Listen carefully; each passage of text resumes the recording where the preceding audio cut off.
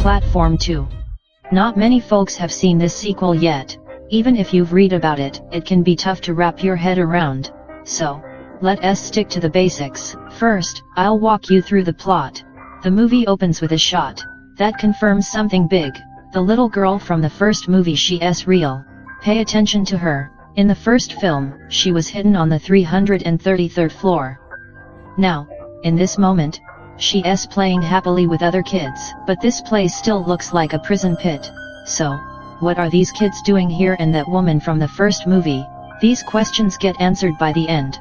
Next scene, we see a bunch of people being interviewed to enter the prison. Just like in the first film, everyone who enters the pit gets to pick a favorite meal and one personal item to bring in. Of course, this interviewer is the same one who interviewed Goreng in the first movie. If you've seen the first film, you know this woman is dead. So, that means this second movie's story happens before the first one. In short, it's a prequel. So, moving forward, we'll see some familiar faces from the first film. And the movie officially kicks off. We meet a guy named Perempuan, holding half a pizza, looking angry and miserable. Across from him is a woman named Reina. They're on the 24th floor. Then, shouting comes from above. Someone on the 21st floor broke the rules and ate Perempuan's pizza. Another person yells that it's only the first day, and people are already causing trouble. Hearing this, Perempuan isn't having it. He tosses the pizza and grabs other food, but someone upstairs stops him. Turns out, Perempuan is a newbie. At this point, the prison has strict rules. Or rather, laws someone put in place. What are these rules? No matter what floor you're on, you can only eat your chosen food, unless someone trades with you. Since new people arrive every month, veterans are responsible for teaching newcomers the rules. People on each floor monitor each other.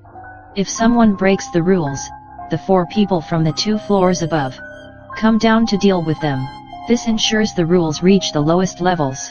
This way, nobody starves this month. Rule followers are called loyalists. Rule breakers, they're barbarians. Notice something in the first movie, Goreng and Trimagasi tried to establish order. Well, that order existed before them. So why doesn't it exist when Goreng arrives? That's the core of this story. Perempuan flaunts a chicken leg, drooling over the food passing by.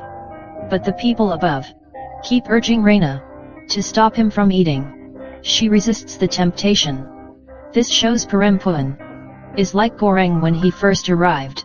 He hasn't felt real hunger yet. He refuses to eat food others touched. Reina tells him he'll feel better soon. Reina's a decent person. She shares a croissant with him. It's not much, but it's better than nothing. Then the red light flashes. The platform descends. Perempuan watches a table full of delicious food slip away from him. Why did Reina choose a croissant? It ties to why she's in the pit. During her interview, she told HR her favorite food was a ham croquette made by her ex. But she can't eat it anymore. HR asks Reina why she's in the pit. She says she needs time to forget what she's done. What did she do? We find out soon. The prison lights turn red, it's bedtime. Then, shouting from below, 44. The rules are broken on the 44th floor. Both people on that floor are barbarians. This means food won't be shared fairly. Below the 44th floor, the lower levels will starve. The loyalists spring into action. The next day, people from the 19th and 20th floors follow the platform to the 21st to deal with the guy who stole Perempuan's pizza. Meanwhile, people from the 42nd and 43rd floors head to the 44th to handle the barbarians. Easier said than done. The pit is full of all kinds of people, and not everyone wants to fight. Take Perempuan, he hears the 19th and 20th floors failed to handle the 21st, and they might need him to fight. He's like, I didn't eat the pizza, don't hurt me. Classic useless newbie. Reina just rips the bed frame off and gets ready to throw down. When the platform descends, there's a body on it. The barbarian from the 21st floor is brutal. He jumped to the 23rd floor, fighting and scattering food everywhere. This triggers the pit's rule. food can only be eaten, not stored, or the temperature spikes or drops. With food scattered, the 23rd floor heats up fast. Soon, the people there are burned alive. The fight continues below. Total chaos. Perempuan is frozen, just standing there. In the end, Reina and the 23rd floor guy subdue the 21st floor barbarian, but at a heavy cost. Before tackling the 44th floor, the loyalists keep the rules intact. The 23rd floor guy says he'll take the barbarian down tomorrow to find the anointed one. Perempuan is confused. Who is the anointed one?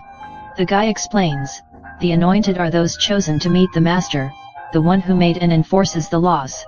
Perempuan is like, who is the master? The guy tells a legend. Long ago, the master survived a month on a bottom floor without food. The next month, he was at the bottom again, surviving another month. He cut flesh from his thigh to feed the starving. Those he fed became his anointed, spreading his message of unity, to fairly distribute food and achieve harmony. So, the master created the laws, and the anointed enforced them. But this guy's been here months and never met the master. No one has. Does the master even exist? Nobody knows.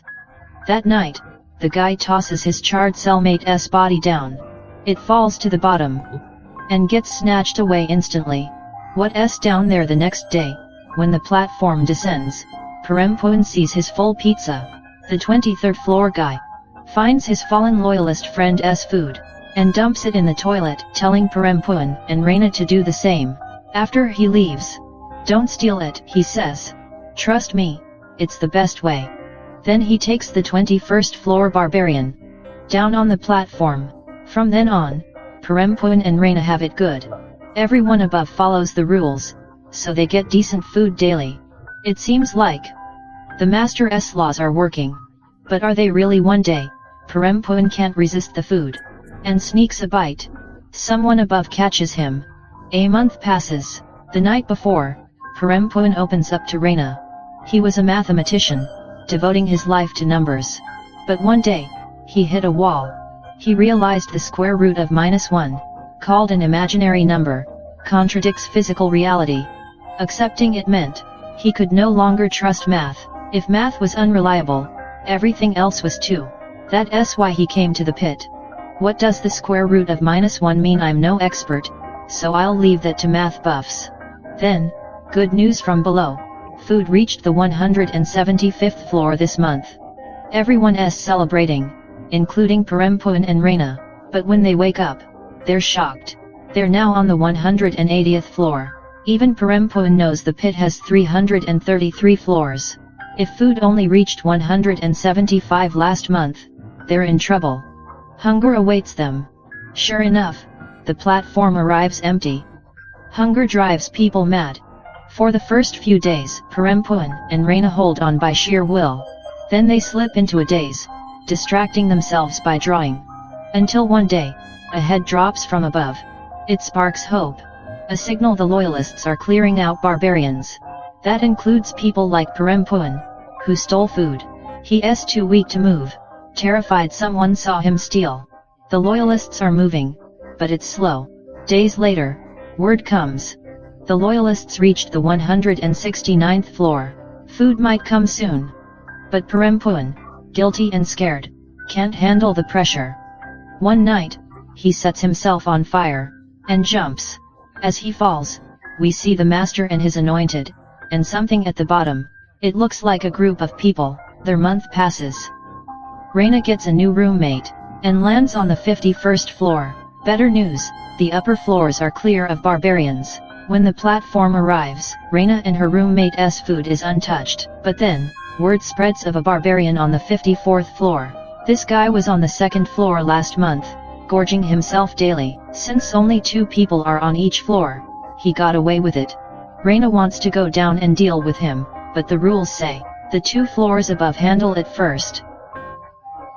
The next day, Reina's new roommate, a woman with one arm, rips off the bed frame and jumps on the platform with Reina. A brutal fight breaks out. One arm is fierce, despite her disability, chasing the barbarian down several floors. But she hesitates and lets him escape. Reina realizes, One Arm isn't a newbie. That night, One Arm shares her story. She's been in the pit for 6 months. Her first roommate explained the rules, but she saw they weren't fair. The rules protect food, not people. Still, she followed them, until she met a dying young man. Out of pity, she took a dead inmate's food, and gave it to him. An anointed caught her. To punish her and her roommate, they planned to break their arms. Her roommate fought back, tying the anointed to the platform, and sending them below to die. Since then, One Arm knows, the pit is never safe. Reina says not all anointed are bad. One saved her last month. One Arm asks, how do you think he got to your floor? Reina knows the answer, by killing. One Arm says they need to escape. Reina asks how. One Arm explains, every month, the pit resets with anesthetic gas.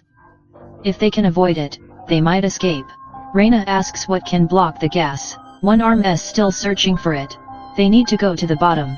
What they don't notice, is their dim-witted neighbor, overhearing everything. The next day, they're ready to ride the platform down, but when it arrives, a group is already on it, led by the master himself.